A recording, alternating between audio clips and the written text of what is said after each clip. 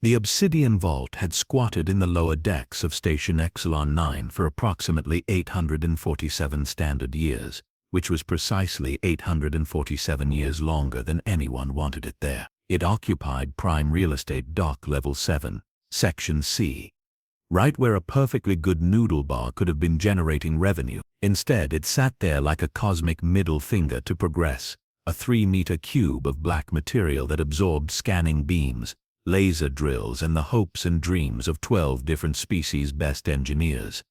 The thing refused to open. Worse, it refused to explain why it refused to open. The Helix Collective had tried mathematical proofs. The Veronthi Empire had attempted brute force with plasma cutters that could slice through battleship hulls. The Yenith Communion had even brought in their finest philosophical debaters, operating under the theory that perhaps the vault simply needed to be convinced of the merits of transparency. None of it worked. The vault sat there humming occasionally, sometimes displaying nonsensical symbols on its surface that translated to things like Profeshamp and unauthorized access prohibited in a language that predated modern galactic standard by several thousand years. The station's governing board had long since given up trying to move it.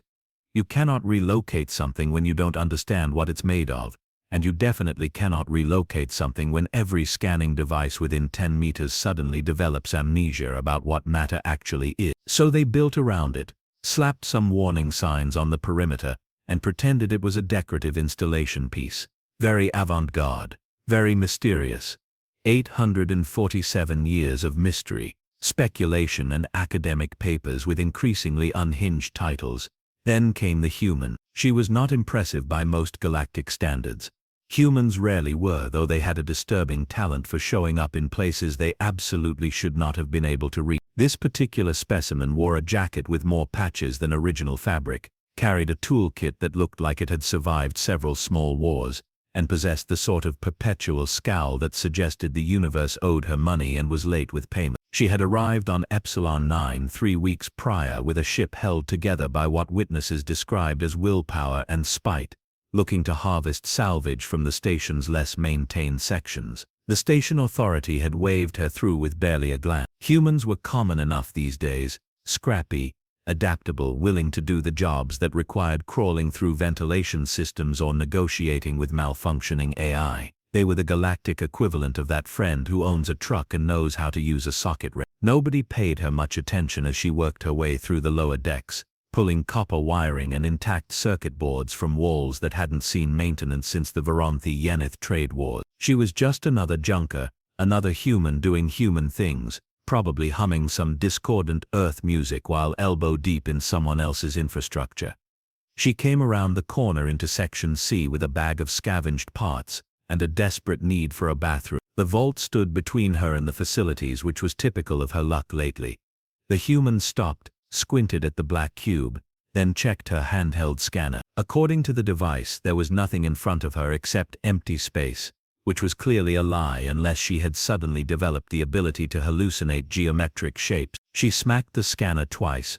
Percussive maintenance, a time-honored human tradition, but it continued insisting that objective reality was optional. She walked closer, peering at the warning signs some helpful soul had posted in 17 languages. Most of them said variations of "do not touch" with increasing levels of legal jargon and liability disclaimers. One sign, apparently added by a frustrated station worker, simply read, "It's not going to open, stop ask." The human glanced around, confirmed she was alone, and did what humans do when presented with rules. She ignored them completely.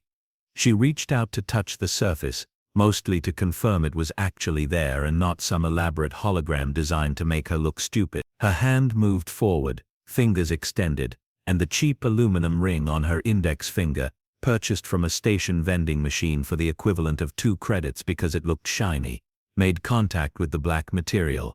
The vault's surface rippled, then it spoke. The voice came from everywhere and nowhere, bypassing ears entirely, and manifesting directly in the brain's auditory processing center. It had the quality of someone reading from a very official script while simultaneously not caring at all about the words being said. Biometric signature recognized. Authentication code verified. Genetic markers confirmed. Welcome back, owner. Your account has been inactive for 9,743 years.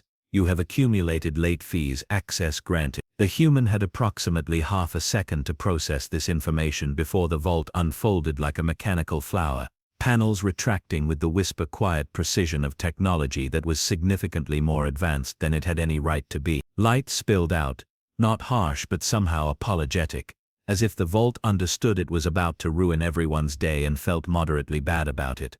Inside was not treasure, not exactly. Inside was paperwork. Lots and lots of paperwork. Data crystals, storage drives, metallic sheets inscribed with dense text, and what appeared to be several actual filing cabinets made from materials that probably cost more than the entire station. Everything was organized with the sort of pathological attention to detail that suggested whoever had packed this vault had very strong feelings about alphabetization. The human stared. The vault hummed pleasantly, lights blinking in what might have been an encouraging pattern. Then the alarms started. Not the vault's alarms, it seemed perfectly content with the situation. These were the station's alarms, triggered by every sensor in Section C simultaneously losing its collective mind. Klaxons wailed. Emergency lights bathed everything in rotating amber. Somewhere, an automated voice began reciting evacuation procedures in a tone that suggested this was all very routine and definitely not a cause for panic, which meant it was absolutely a cause for panic. Footsteps thundered down the corridor, accompanied by the sort of multilingual shouting that happens when several species try to coordinate a response while using different units of measurement for urgency. The human looked at the open vault, looked at her ring, looked at the approaching mob of officials, and had the distinct expression of someone who had just realized she had accidentally adopted a pet that was significantly larger and more complicated than advertised. The first responders skidded around the corner, 3 Helix security officers and a Veranthi station manager, whose facial tendrils were doing things that probably indicated either extreme stress or the onset of a medical emergency. They stopped. They stared at the vault. They stared at the human standing in front of the vault. They stared at each other. The Veranthi found her voice first, though it came out several octaves higher than usual. "How did you open it?" The human held up her hand, wiggling her fingers. The cheap ring caught the emergency light. "I think I just became a property owner," she said, in the tone of someone who had accidentally won a lottery they definitely had not entered. "Is that going to be a problem?" The conference room on level 3 had been designed to accommodate dignitary meetings between species with vastly different environmental requirements. It featured adjustable atmospheric controls, seating that morphed to various physiologies, and translation software sophisticated enough to handle 17 grammatical tenses that did not exist in most languages. It had hosted peace treaties, trade negotiations and one memorable incident involving the Yenith ambassador and a batch of fermented fungus that nobody discussed anymore. It had never hosted anything quite like this. The human sat at one end of the table, her salvage bag still slung over one shoulder because nobody had thought to ask her to put it down and she certainly was not volunteering. Around her clustered approximately 30 officials from 8 different species, all attempting to maintain professional composure while clearly experiencing various stages of cognitive distress. A Helix banking administrator, crystalline body refracting light into nervous geometric patterns, had taken point on the interrogation. Interrogation was perhaps a strong word. It was more like organized bewilderment with clipboard. "Explain the ring again," the administrator said, for the 4th time, as if repetition would somehow make reality make sense. The human held up her hand again. "Bought it from a vending machine. Level 9, near the docking bays, cost me 2 credit. Had a little label that said genuine aluminum, which is the most suspicious way to describe aluminum I have ever encountered, but it was shiny and my hands get cold in the ship sometimes. And you touched the vault with this ring, correct? And the vault opened. You were there, you saw it happen. I am not sure why we keep reviewing the timeline." A Veranthi legal counsel leaned forward, her facial tendrils twitching in what the human had learned meant intense concentration. The vault's authentication system recognized genetic markers. It performed a biometric scan. These are not functions that respond to jewelry, regardless of price point. The human shrugged. "Take it up with the vault. I am just the person who needed to use the bathroom and got temporarily distracted by the mysterious black cube." One of the junior analysts, a phoenix with fur that kept changing colors based on stress levels, currently cycling through shades of orange that suggested approaching meltdown, cleared his throat. We have been analyzing the data crystals from the vault. The contents are extensive, the Helix administrator repeated flatly. Extensive, the analyst confirmed. Ownership deeds, construction contracts, territorial claim, all documented in a language that predates modern galactic standard, but which our linguistic AIs have managed to translate with reasonable confidence. He paused, his fur shifting to a shade of orange that bordered on. The vault contains legal claim to approximately 43% of currently inhabited star systems in the local galactic cluster. The silence that followed had weight. It had texture. It was the kind of silence that suggested everyone in the room was simultaneously doing mental calculations and arriving at numbers that caused psychological damage. Define legal claim, someone said weakly. The analyst pulled up a holographic display. Documents floated in the air, dense with text and official-looking seals. Original construction rights, infrastructure development licenses, permanent territorial leases, with terms measured in millennia, all filed and notarized according to. He paused, checking his notes with the expression of someone who wished he was reading something different. The legal frameworks established by the Terran Colonial Expansion Initiative, dated approximately 10,000 years ago. Terran, the Veranthi Legal Council said slowly. As in Earth, as in human, correct. Everyone turned to look at the human, who had been using the momentary distraction to eat a protein bar she had pulled from her jacket. She stopped mid-chew. Don't look at me, she said, mouth partially full. 10,000 years ago my ancestors were probably just figuring out agriculture, or they had already figured it out and then forgotten about it. Human history gets weird around that period. The Helix administrator's crystalline structure was refracting light in patterns that suggested an impending fracture.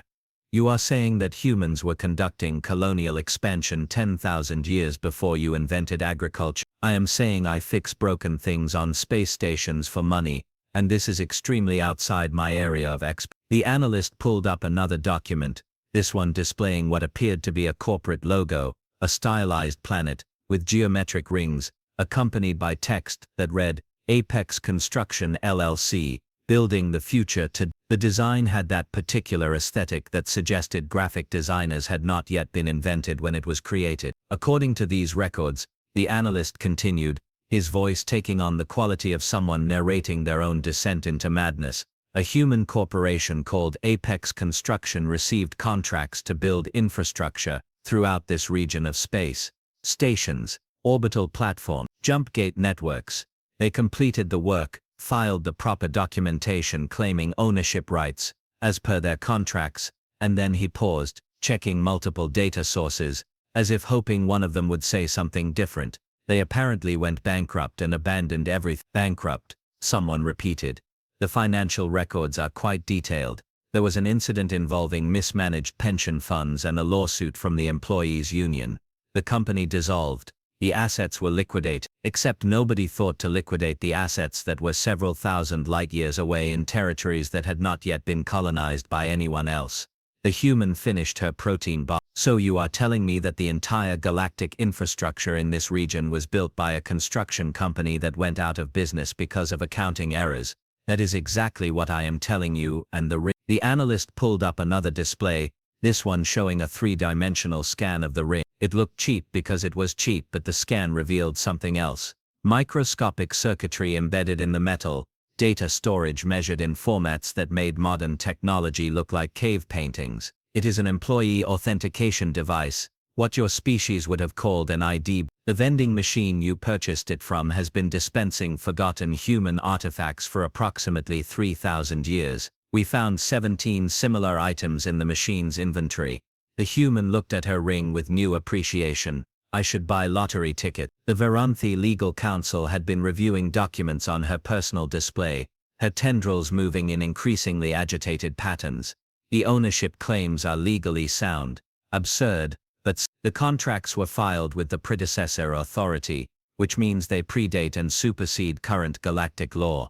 If these documents are authentic, they are authentic, the analyst said miserably. We have verified the encryption, the molecular dating, the analyst said miserably. We have verified the encryption, the molecular dating, the digital signature. Everything checks out.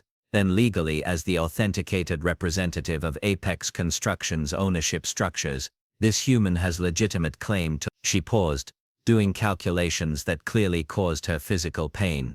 18 orbital stations, 73 planetary installations, the primary jump gate network in 4 systems, and what appears to be the underlying property rights to Station Epsilon 9 itself.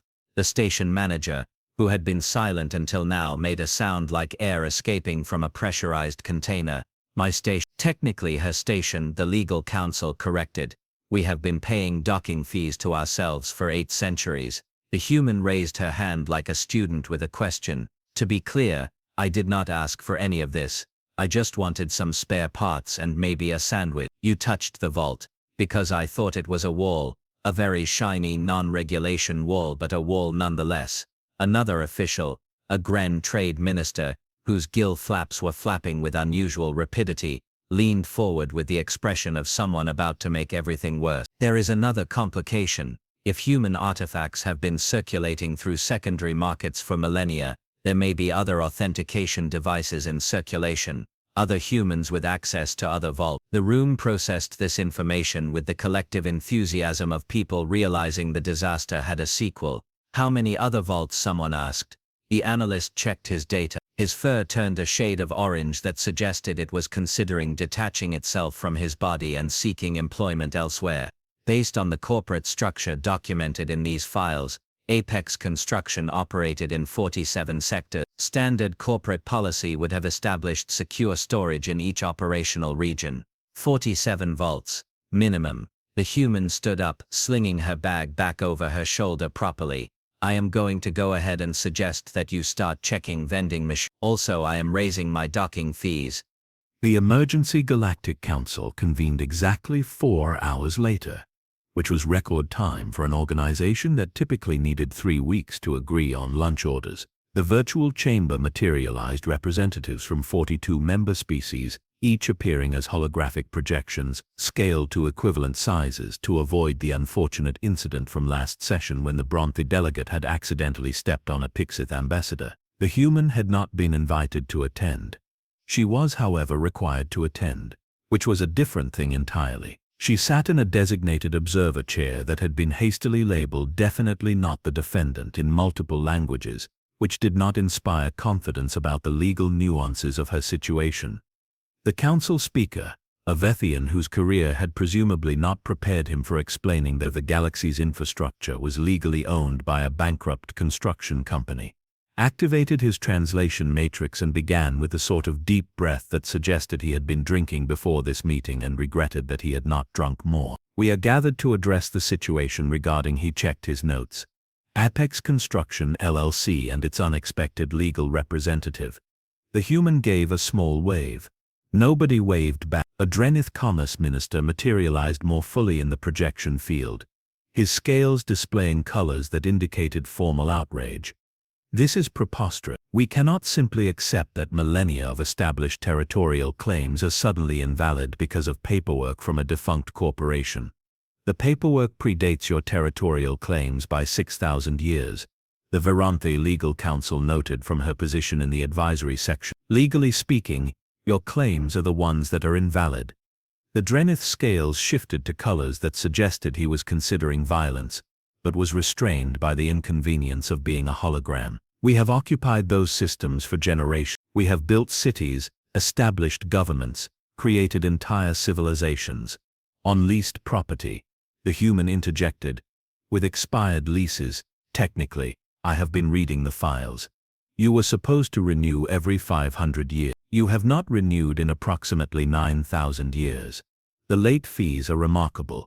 The holographic chamber erupted in multilingual objections that the translation software struggled to keep separate. The general consensus appeared to be that the human should do something anatomically improbable with her late fees. The council speaker deployed his sonic gavel, a device that produced a frequency uncomfortable to all known sentient species, and restored order with the efficiency of someone who had done this many times before and was tired of. The legal situation is complicated.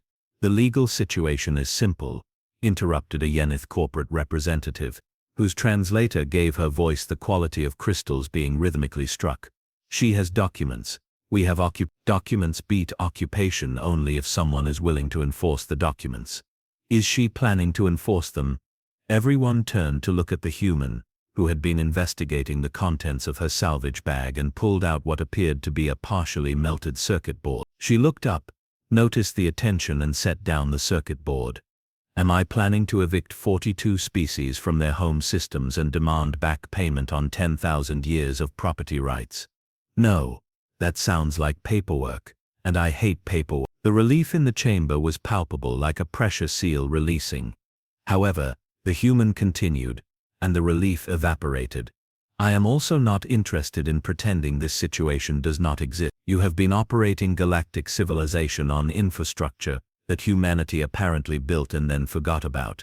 That feels like information that should be acknowledged. A Helix financial minister manifested more clearly, his crystalline structure refracting light in patterns that suggested he was calculating numbers he did not enjoy. If we were to recognize your ownership claims and negotiate compensation, the economic impact would be. He paused, running calculations visible in the light patterns dancing through his body. Catastrophe. The combined gross product of the affected systems could not cover the accumulated value in any reasonable time frame. I do not want to crash the galactic economy, the human said. I just want fair compensation for the use of my property. Define fair, someone said suspiciously. The human leaned back in her chair, which protested with a squeak that suggested it was not rated for philosophical discussions. 10%. 10% of what? The Drenith minister asked, his scales shifting to cautious orange. Everything. Revenue from docking fees, trade licenses, resource extraction permits, anything that uses the infrastructure covered by these ownership claims. 10% goes into a fund.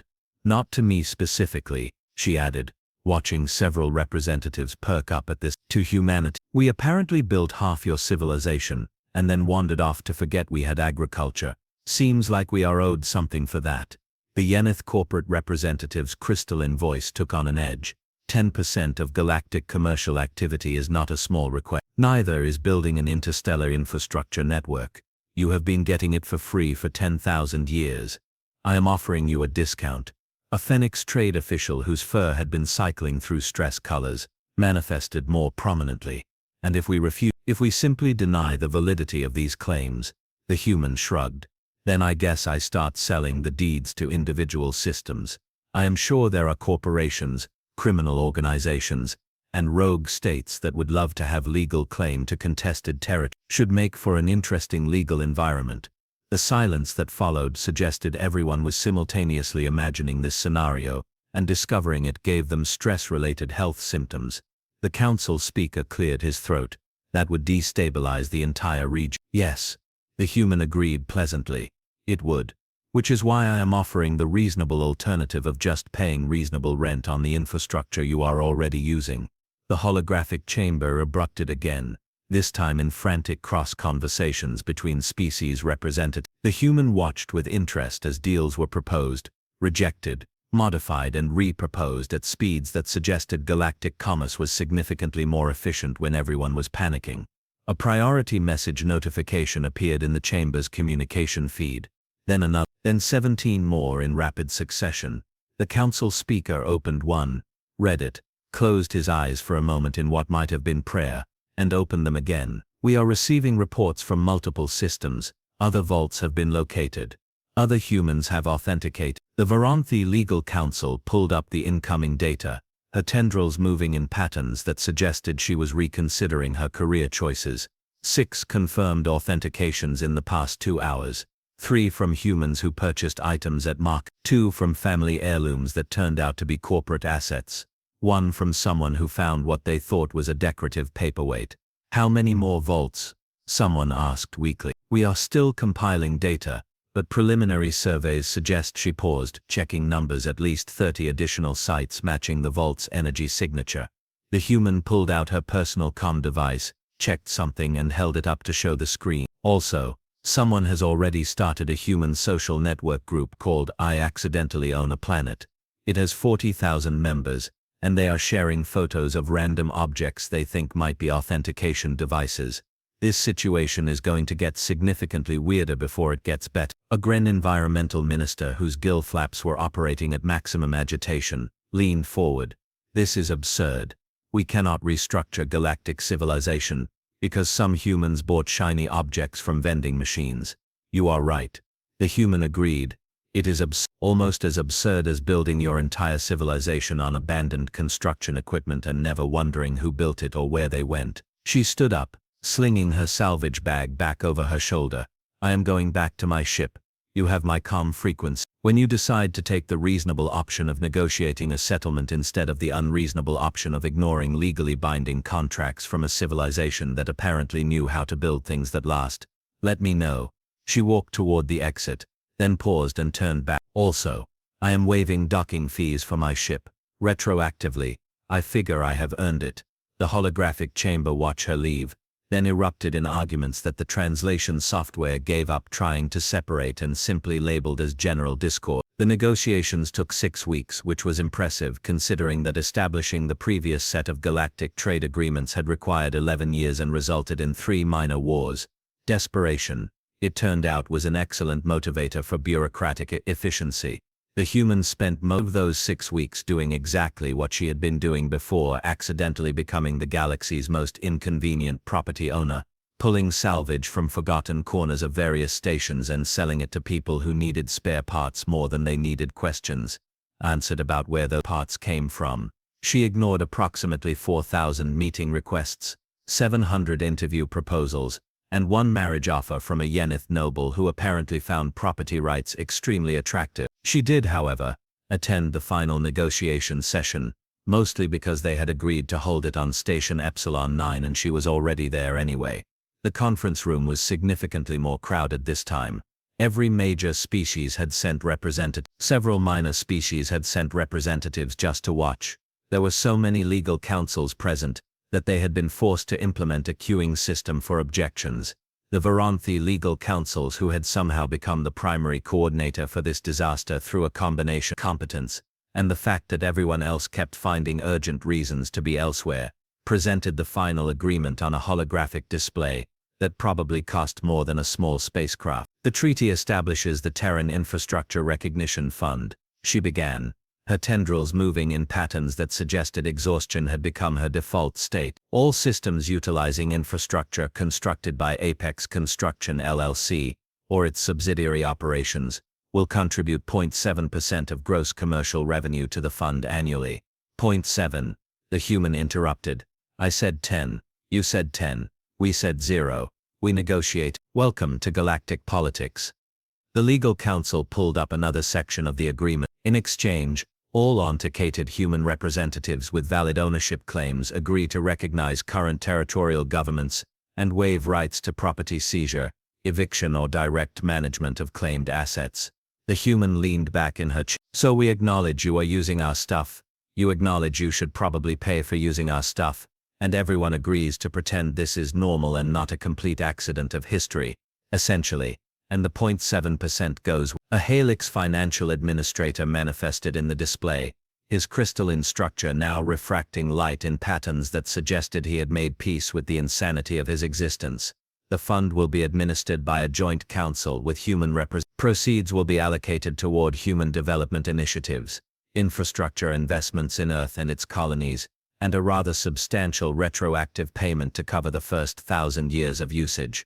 How substantial? Enough that Earth's economy will experience what our analysts are calling significant disruption, and what your human financial experts are calling everyone gets healthcare and nobody has to work retail ever again.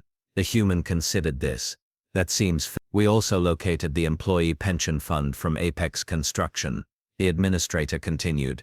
It has been accruing interest for 10,000 years. The surviving corporate structure had automatic investment protocols that continued operating long after the company dissolved. The fund is worth, he paused, his light patterns, suggesting he still did not quite believe the numbers, more than the combined GDP of 17 solar systems. Where does that money go? According to the corporate documentation, to the employees and their descendants. We have been attempting to establish a methodology for determining lineage claims, but the genetic drift, over 10,000 years, makes this challenging. Current proposal suggests distributing it equally among all humans who can demonstrate ancestry tracing back to the relevant time period, which is effectively all humans. Someone in the back of the room made a choking sound. You are going to make every human in the galaxy wealthy because of a construction company pension plan. Not wealthy, the administrator corrected. Comfortable. There is a difference. Though yes, humanity is about to receive what amounts to 10,000 years of back payment for building civilization's infrastructure, plus compound interest. The human pulled out her comm device and checked something. The social network group now has 6 million members. Someone found an authentication device that was being used as a doorstop. Another person discovered their family had been using one as a paperweight for 3 generations. There is a betting pool on how many more vaults exist. Current surveys indicate 47 vaults, the Viranthi Legal Council said, matching exactly the number of sectors where Apex Construction maintained operations. We have teams attempting to secure them before more humans accidentally trigger authentication protocols. Good luck with that, the human said. Humans are excellent at accidentally triggering things we should not trigger. It is basically our primary cultural trait. A Drenith diplomatic minister whose scales had settled into resigned purple spoke up from his position near the main table. There is one additional provision in the treaty. We are requesting that Earth and its governing bodies implement educational programs about this situation. Future generations of humans should perhaps know that their ancestors built significant portions of galactic infrastructure before wandering off to forget about it. We will put it in the history books, the human agreed. Right next to all the other times humanity did something impressive and then completely forgot about it. We have a lot of those chapters. The final treaty signing took 3 hours, mostly because it required authentication from 67 different governmental bodies, and the digital signature protocols kept crashing under the volume of concurrent access. When it was finally complete, the holographic displays showed the agreement propagating through official channels, becoming galactic law in real time. The human stood to leave, then paused as a thought occurred to her. Out of curiosity, how much of galactic civilization is built on stuff humanity made and forgot about? The Haelixic administrator's light patterns flickered in what might have been amusement or despair. We are still conducting surveys. Current estimates suggest somewhere between 40 and 60% of major infrastructure in this galactic region. Jump gates, station frameworks, orbital platforms, deep space relay networks, all constructed by various human operations between 9 and 12,000 years ago, all abandoned when those operations went bankrupt or simply lost track of their assets. So basically, the galaxy runs on humanity's abandoned projects. That is an accurate if somewhat depressing summary. The human grinned, slinging her salvage bag over her shoulder one final time. Sounds about right. We are very good at building impressive things, and then getting distracted by something else. Usually something stupid. She walked toward the exit, then stopped at the doorway and turned back. For what it is worth, I hope you enjoy the infrastructure. We apparently put a lot of work into it before we forgot it existed. The conference room watched her leave. Nobody spoke for a long moment. Finally, the Yenith corporate representative's crystalline voice broke the silence. Did we just restructure galactic economics because a human bought a ring from a vending machine? Yes, the Viranthi Legal Council confirmed. And we are all just accepting this. Do we have a choice? Nobody answered, which was answer enough. 3 months later, the human was back to salvaging on the lower decks of Station Epsilon 9, pulling copper wiring from walls that had not seen maintenance since before most current species had developed interstellar travel. Her ship was paid off. Her docking fees were permanently waived. She had official credentials identifying her as a recognized infrastructure stakeholder, which was fancy terminology for landlord of things people forgot were being rented. She worked in Section C, near where the vault had. The station authority had moved it to a secure facility after the 15th tourist had attempted to touch it while taking commemorative photos. In its place, someone had installed a historical marker. The plaque read, "Site of the Obyazidian Vault, where galactic economic history changed because someone needed to use the bathroom." Below that in smaller text, "Built by Apex Construction LLC, Est. Employee owned." Probably. The human paused her work to read it, smiled, and went back to pulling wiring from the walls. The walls that humanity had apparently built 10,000 years ago, forgotten about, and which now generated her species a comfortable permanent income through the simple fact that everyone else had assumed they were allowed to use them for free. Somewhere in the station's administrative offices, officials were still discovering additional human-built infrastructure integrated so thoroughly into the station's systems that removing it would require demolishing everything and starting over. Each discovery triggered new negotiations, new contracts, New additions to the ever-growing list of things humanity had apparently constructed during a period when they simultaneously did and did not know how to organize a civilization. The human's comm device, but another vault had been authenticated. This one by someone who had purchased what they thought was a decorative belt buckle at an estate sale. The buckle had opened a vault containing ownership claims to 3 asteroid mining facilities and a comprehensive mineral rights portfolio. The social network group celebrating accidental galactic property ownership now had 12 million members. The human turned off her comm device, pulled another section of copper wiring from the wall, and appreciated the profound absurdity of a universe where the foundation of galactic civilization was a failed construction company's abandoned equipment and the pension plan that nobody remembered to cancel. Above her, barely visible under layers of alien graffiti and 9,000 years of accumulated wear, a section of the original station plating showed faded text, Apex Construction LLC, building the future today. Apparently they had succeeded. They just had not bothered to mention it to anyone, including themselves.